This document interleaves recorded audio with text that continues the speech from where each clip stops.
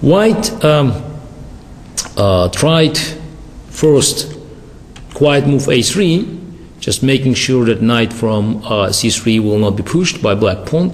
But we also have just to remember that very often in these lines, white has to sacrifice one of the knights. Either knight f5, and after e takes f5, there is a square d5, which is ideal location for knight on c3, or knight goes on d5, and then after e takes d5,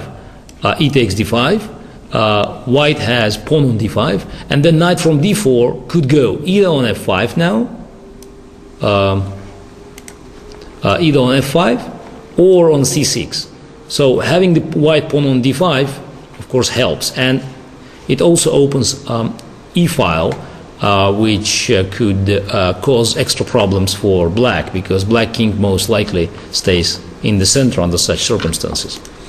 But after a3, rook b8, black doesn't want to lose time and just pay attention, because rook b8 after a3 is one of the typical maneuvers in Sicilian, especially in Najdorf. Now black is trying to play b4, and after a b4, rook comes on b4, and the white king is also not feeling quite safe.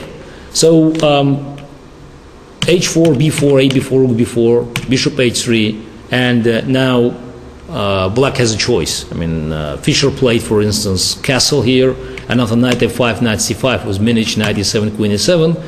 Position looks quite dangerous, but probably also playable.